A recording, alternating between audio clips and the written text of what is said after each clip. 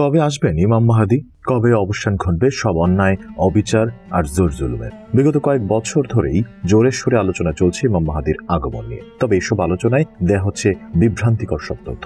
আমাদের আজকের এই বিশেষ আয়োজনে কথা বলবো ইমাম মাহদীর আগমনের আগে পৃথিবীর অবস্থা নিয়ে। কোন আলামতগুলো প্রকাশ পাবে তার আসার আগে, সেই সাথে জানবো ভণ্ড আর লেবাসধারীদের ভিড়ে কিভাবে চেনা যাবে প্রকৃত ইমাম মাহদীকে। মানব সমাজ আজ পাপাচার, ব্যভিচার আর অন্যায়ের আঘাতে বিবস্ত্র হয়ে আছে। পৃথিবীর সব সুপার পাওয়ারগুলো ব্যস্ত আধিপত্যের লড়াইয়ে। তাদের এই লড়াইয়ে কোণঠাসা সাধারণ মানুষ। আর এই অন্যায় অবিচারের লাগাম টানতে আগমন ঘটবে ইমাম মাহদীর। তবে ঠিক কখন তার আগমন ঘটবে এ নিয়ে স্পষ্টভাবে জানা না গেলেও একাধিক হাদিস বিশ্লেষণের মাধ্যমে জানা গেছে যে পৃথিবীর বিভিন্ন স্থানে মাটি ধসে যাওয়া, আকাশ হতে পাথর বর্ষিত হওয়া, আকৃতি পরিবর্তন হওয়া প্রভৃতি আশ্চর্য ঘটনা সংঘটিত হতে থাকবে। মুসলিমগণ মসজিদে বসে উচ্চস্বরে হাসি তামাশা, গল্প গুজব, তর্ক বিতর্ক, এমনকি অশ্লীল গালিগালাজ করবে। লোকে প্রবঞ্চনা, প্রতারণা ও মিথ্যাকে বুদ্ধির পরিচয় বলে মনে করবে। মানুষের অন্তর হতে আল্লাহর ভয় মিটে যাবে। মুসলমানদের উপরে কাফের ও মুশরিকগণ ক্রমেই প্রভাব বিস্তার করতে থাকবে। মুসলমানগণ পরাজিত ও তাদের বিত্তশালী নেতা শহীদ হবেন। খ্রিস্টানরা শাম দেশ, কনস্টান্টিনোপল এবং খাইবার পর্যন্ত অধিকার করে নেবে। মুসলমানগণ পরাজিত হয়ে মদিনায় আশ্রয় গ্রহণ করবে। এ সময় মুসলমানগণ উপযুক্ত নেতার অভাবে অসহায় বোধ করবে আর ইমাম মাহদীর অপেক্ষায় প্রহর গুনবে। আর এই আলামতগুলো প্রকাশের পর যে বছর রমজানের সূর্যগ্রহণ এবং চন্দ্রগ্রহণ হবে সেই বছরই ইমাম মাহদীর আবির্ভাব হবে। হাদিস শরীফে এটা উল্লেখ আছে যে মহাবিশ্বের শুরু হতে শেষ পর্যন্ত এরকম চন্দ্রগ্রহণ ও সূর্যগ্রহণের ঘটনা মাত্র একটি বছরেই ঘটবে। ইমাম মাহদীর আগমনকে ঘিরে নবী করিম সাল্লাল্লাহু আলাইহি ওয়াসাল্লাম থেকে এই ব্যাপারে অনেকগুলো বিশুদ্ধ হাদিস বর্ণিত হয়েছে। হঠাৎ কেউ এসে মাহদীত্ব দাবি করলেই তাকে মাহদী বলে মেনে নেওয়া হবে না। নবী করিম সাল্লাল্লাহু আলাইহি ওয়াসাল্লামের সাথে সুনির্দিষ্ট কয়েকটি নিদর্শন জুড়ে দিয়েছেন। এই সকল নিদর্শন যথাযথ প্রমাণিত হলে বিনা দ্বিধায় তাকে আমরা ইমাম মাহদী বলে মেনে নেব।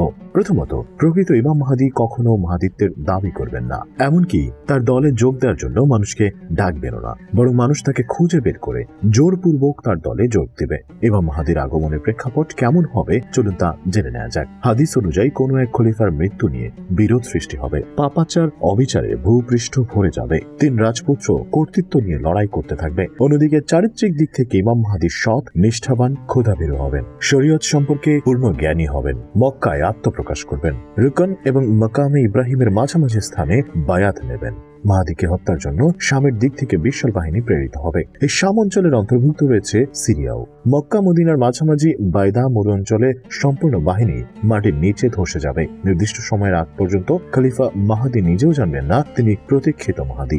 ইমাম মাহদীর আত্মপ্রকাশ কিয়ামতের সর্বপ্রথম বড় আলামত। তিনি আগমন করে এই উম্মতের নেতৃত্বের দায়িত্বভার গ্রহণ করবেন, ইসলাম ধর্মকে সংস্কার করবেন এবং ইসলামী শরীয়তের মাধ্যমে বিচার ফয়সালা করবেন। পৃথিবী হতে জুলুম, নির্যাতন দূর করে ন্যায় প্রতিষ্ঠা করবেন। উম্মতে মুহাম্মাদী তার আমলে বিরাট কল্যাণের ভেতর থাকবে। সে সময় ফল ফলাদিতে প্রচুর বরকত হবে, মানুষের সম্পদ বৃদ্ধি পাবে, ইসলাম বিজয়ী হবে, ইসলামের শত্রুরা পরাজিত হবে এবং সকল প্রকার কল্যাণ বিরাজ করবে। ইমাম মাহদী দীর্ঘ সময় মুসলমানদের নেতৃত্ব দেবেন। এই সময়কালের মধ্যে আল্লাহ ইমাম মাহদীকে শত্রুদের হাত থেকে হেফাজত করবেন। তিনি মুসলমানদের খলিফা হয়ে ইসলামের মাধ্যমে বিচার ফয়সালা করবেন। তার জামানায় মুসলমানদের মাঝে চরম সুখ, শান্তি ও নেয়ামত বিরাজ করবে। অতঃপর তিনি দামেস্কের মসজিদে ফজরের নামাজের সময় ঈসা আলাইহিস সালামের সাথে সাক্ষাৎ করবেন। প্রথমে তিনি ঈসা আলাইহিস সালামকে নামাজের ইমামতি করার অনুরোধ জানাবেন, কিন্তু তিনি তা প্রত্যাখ্যান করলে স্বয়ং ইমাম মাহদী ইমামতি করবেন। ঈসা আলাইহিস সালাম ইমাম মাহদীর পেছনে মুক্তাদি হয়ে নামাজ আদায় করবেন। অতঃপর তিনি ঈসা আলাইহিস সালামের সাথে যোগ দিয়ে দাজ্জালের বিরুদ্ধে যুদ্ধ করার জন্য বের হবেন এবং দাজ্জাল হত্যার কাজে ঈসা আলাইহিস সালামকে সহায়তা করবেন। তারপর তিনি 7 বছর, মতান্তরে 9 বছর পৃথিবীতে বসবাস করে মৃত্যুবরণ করবেন। মুসলমানগণ তার জানাজার নামাজ পড়বে। প্রকৃত ইমাম মাহদীর আগমনের আগে অনেকেই নিজেদের ইমাম মাহদী বলে দাবি করবে। এ সময় নিজের বিবেক বুদ্ধি দিয়ে আমাদের আসল ইমাম মাহদীকে চিনতে হবে। একাধিক হাদিসের মাধ্যমে সুস্পষ্টভাবে প্রমাণিত যে ইমাম মাহদী আসবেন এবং তার আশাকে উপলক্ষ করে বেশ কিছু ঘটনা ঘটবে, যার কিছু ঘটনা ঘটেও গিয়েছে। এছাড়াও তিনি আসার পূর্বে অনেকেই নিজেকে ইমাম মাহদী হিসেবে মিথ্যে দাবি করবে। তার মানে এই নয় যে তিনি আমাদের ধারণা করার সময়ের মধ্যেই চলে আসবেন। এটা নিশ্চিত যে এক আল্লাহ তাআলা ছাড়া কেউ বলতে পারবেন না বা জানেন না। অতএব সোশ্যাল মিডিয়া অথবা অনলাইনে যারা দিনক্ষণ নির্ধারণ করে ইমাম মাহদীর আসার বিষয়ে প্রচারণা চালাচ্ছে, তারা মূলত তাদের নির্দিষ্ট কোনো স্বার্থ হাসিল করার জন্য এটি করছে, অথবা ইসলামের শত্রুরা এসব ছড়িয়ে দিয়ে আপনার ঈমানকে দুর্বল করার চেষ্টা করছে।